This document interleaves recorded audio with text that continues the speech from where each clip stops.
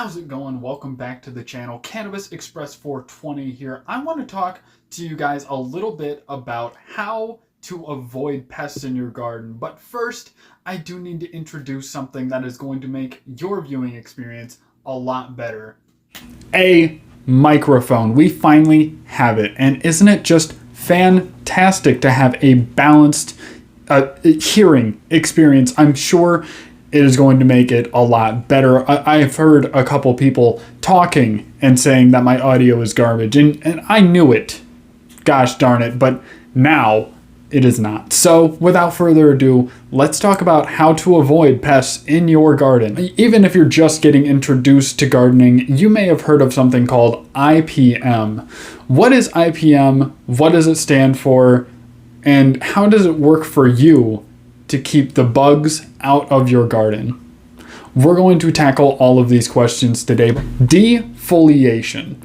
Defoliation, you might be wondering, wait, isn't this something you can also do to avoid mold? Yes, it has multiple purposes in the garden, as well as adding to your yield, getting light into valuable places, making your canopy cleaner and less hospitable to pests, which is what we're going to be talking about today. One of the biggest things you need to look out for, especially when growing bushy cultivars, is looking for these places that are mixed up with a lot of leaves, have a lot of surface area that isn't getting wind through it.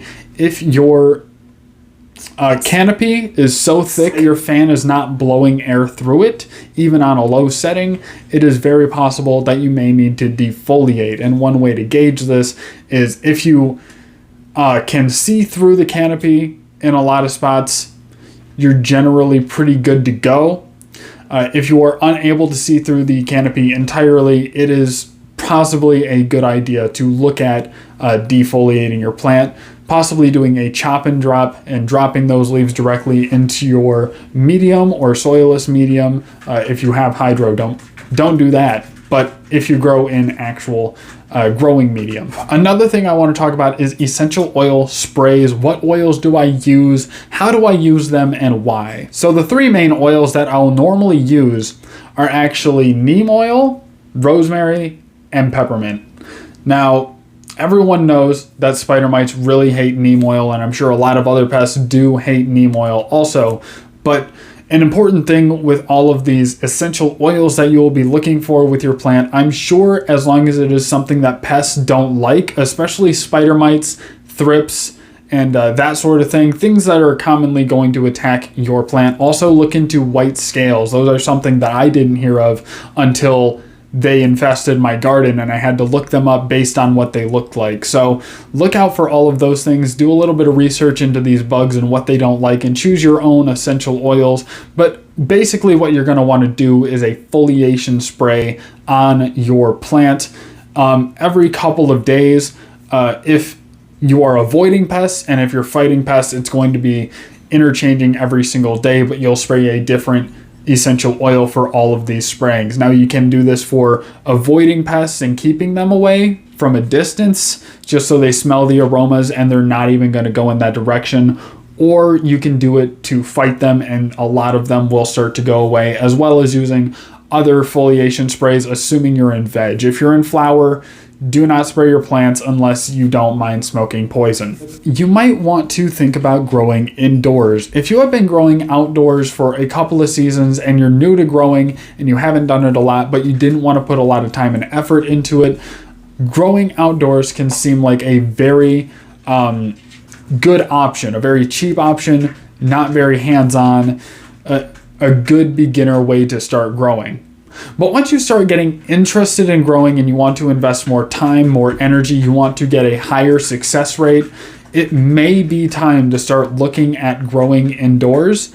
And if you grow in a grow tent, that is a sealed system inside of a house that is connected to the outside. Now, bugs do commonly go into houses, and it does happen from time to time. I'm sure it happens to everyone. I mean, I live in a rural area, so I wouldn't have a frame of reference for the city, but bugs do get into houses. Bottom line, it does happen. Now, how often does a bug get into your house and then also into another container? It usually won't unless there's food directly inside the container, which weed is a food, but they're not going to go out of their way most of the time. They're going to want to take an easy route in and out. They don't like living in houses, or else they would try to infest houses.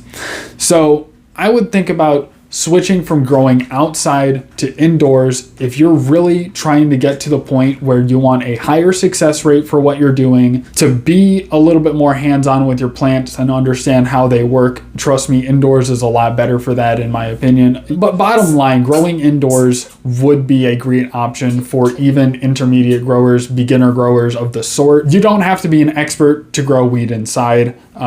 I mean, I'm a beginner and I do it, and I have been doing it since the beginning, and that's pretty well documented. It is a very easy thing to do, and it can help keep pests away from your plants if you want a higher success rate per harvest. And you should think about that, especially if you've been having bad bug seasons, because this is a really light winter, which means a lot of bugs that did die in past winters, those bugs won't have died this winter, especially since it's been so light. Now, I don't know how it's been for y'all. I don't know if you live in Canada. A lot of my followers live up in Canada. You may have had a harsher winter than Michigan, but for people who live in Michigan and more southern than Michigan, you're going to have a really tough time with bugs. So especially this year, if you want to almost guarantee that you're going to have a harvest, you might want to switch to indoors for this season. See how you like it. But I think I've been ranting on long enough. Again, if you like this video, leave a like. If you dislike the video, leave a dislike. Leave a fat dub in the comments section below for the new microphone. And I will see you guys next time. Also, shout out to Nimbus and Fufu. You guys are my channel members in making this all possible. Also, thanks to everyone who leaves super thanks. I appreciate you very much. It goes into buying things like this that make videos so much better.